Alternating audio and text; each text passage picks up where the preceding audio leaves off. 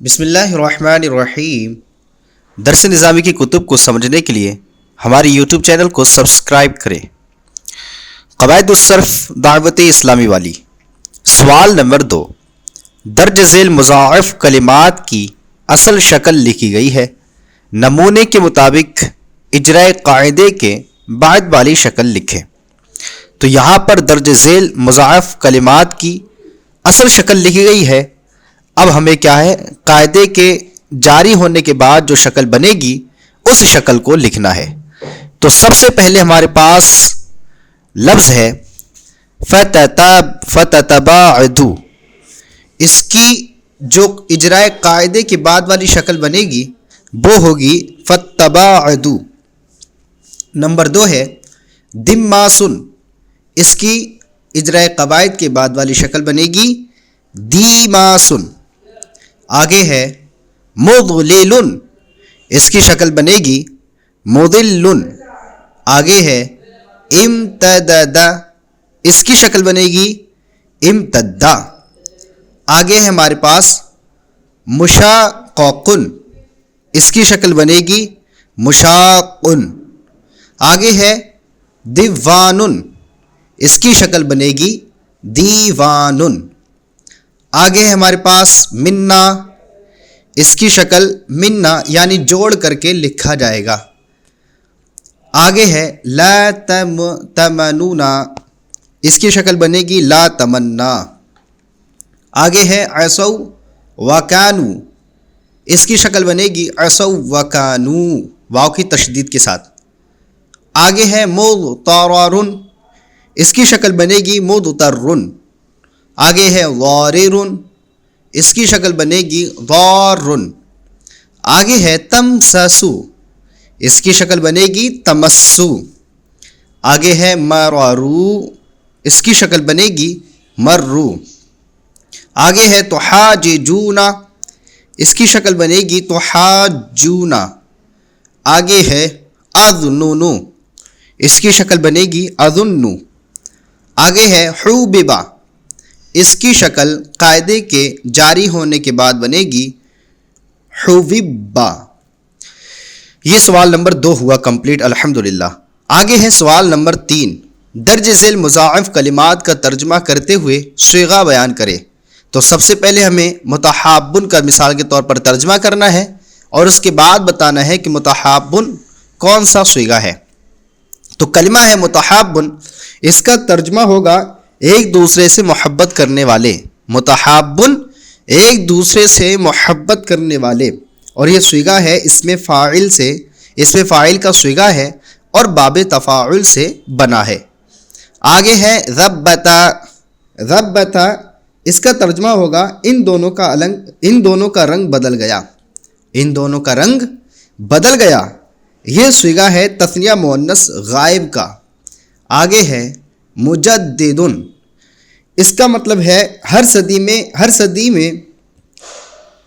صدی کے اوائل میں پیدا ہونے والا وہ مصلح جو مسلمانوں میں مروج بدعات کی اصلاح کرتا ہے، اسے مجدد کہتے ہیں۔ یہ صیغہ ہے اسم فاعل کا اور تفعیل باب تفعیل سے ہے۔ آگے ہے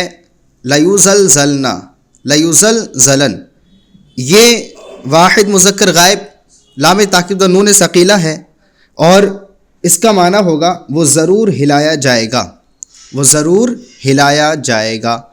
آگے ہے منسدن، یہ اسم فاعل کا صیغہ ہے اور یہ باب انفعال سے ہے، اس کا معنی ہے بند ہونے والا۔ آگے ہے احببتا، یہ واحد حاضر کا صیغہ ہے باب فعال سے، اس کا معنی ہے تو نے محبت کی، ماضی کا صیغہ۔ آگے ہے لا تمنن، یہ فعل نہیں ہے جو کہ باب نصرہ سے ہے اور اس کا معنی ہے تو احسان مت کر، یا دوسرا معنی یہ بھی کر سکتے ہیں تو احسان مت جتا۔ اخیر میں ہے ابرونا، یہ اس میں تفضیل کا صیغہ ہے جو کہ باب فتح یفتح سے ہے اور اس کا معنی ہے زیادہ پرہیزگار لوگ، کیونکہ اس میں تفضیل کا صیغہ ہے تو زیادہ پرہیزگار لوگ۔ اخیر میں کہا جا رہا ہے مددہ میں ادغام واجب ہے اور مددنا میں ممتنع. اسی طرح لم یمددو میں ادغام جائز اور یمددنا میں ممتنع. اس کی کیا وجہ ہے؟ تو اس کی وجہ یہ ہے مددنا اور یمددنا میں دونوں میں سکون اصلی ہے، اور جب بھی سکون اصلی ہوتا ہے تو وہاں پر ادغام ممتنع ہوتا ہے، جو کہ آپ نے قاعدہ نمبر 6 کے اخیر میں پڑھا تھا. آگے ہے مکننا میں ادغام جائز ہے اور شہر رمضانہ میں ممتنع. اس کی کیا وجہ ہے؟ تو قاعدہ نمبر 5 میں آپ نے پڑھا تھا کہ جب بھی اگر دو ہم جنس حروف دو کلمے میں جمع ہوں اور دونوں متحرک ہوں تو پہلے حرف کو ساکن کر کے پھر دونوں حروف کا ادغام کرنا جائز ہے، لیکن شرط یہ ہے کہ ان کا ماقبل حرف صحیح ساکن نہ ہو.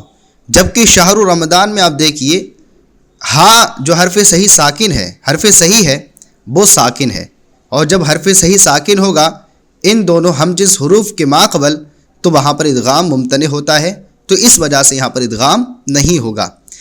نمبر جیم بتا رہے ہیں مد دن میں ادغام واجب جبکہ اغرہ ہلال میں ممتنع. اس کی کیا وجہ؟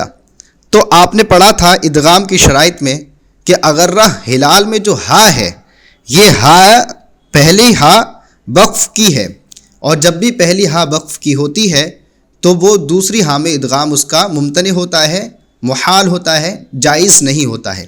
تو اسی وجہ سے یہاں پر ادغام نہیں ہوگا کیونکہ شرائط کے خلاف ہے.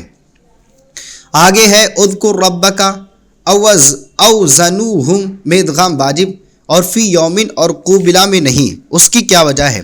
تو آپ نے پڑھا تھا ادغام کی شرائط میں سے یہ بھی ہے کہ وہ دونوں حروف یا نہ ہو، جبکہ فی یومن میں آپ دیکھیں دونوں حروف یا ہیں، اور جب دونوں حروف یا ہوں گے تو ادغام جائز نہیں ہوگا. اور قوبلہ میں ادغام کیوں نہیں ہوا؟ تو اس کی وجہ یہ ہے کہ ادغام کی وجہ سے کسی دوسری قیاسی وزن سے التباس نہ ہو جائے.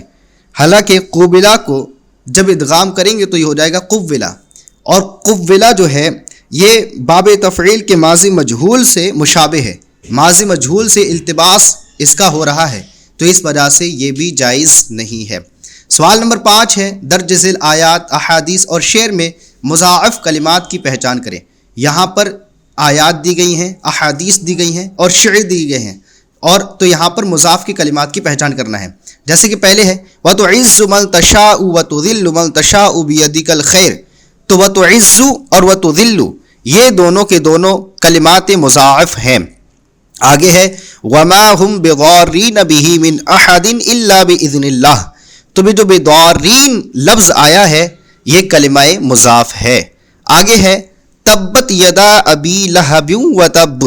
تو یہ تبت اور وتب جو آیا ہے یہ کلمات مضاف ہیں. آگے ہے من غش امتی فلیس منا.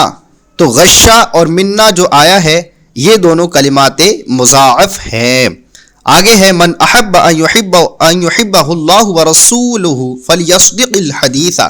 تو یہاں پر احبہ اور ان یحبہ جو لفظ ذکر کیا گیا ہے یہ دونوں کے دونوں مضاعف ہیں.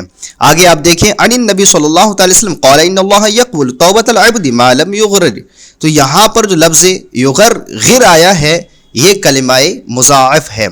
آگے ہے من اشراط الساعۃ ان یقل العلم ویظہر الجہل. تو جو ان یقل لفظ آیا ہے یہ کلمہ مضاعف ہے. آگے ہے ما رنحت عذبات البانی ریح صبا واطرب العیس حادی العیس بالنغم. تو یہ جو ما رنحت جو لفظ آیا ہے رنحت یہ کلمہ مضاعف ہے. امید کرتے ہیں کہ آپ کو یہ سبق سمجھ میں آیا ہوگا. اگر سبق سمجھ میں آیا ہو تو پلیز ہمارے چینل کو سبسکرائب کریں اور اپنے دوستوں کے ساتھ شیئر کریں. السلام علیکم ورحمۃ اللہ وبرکاتہ.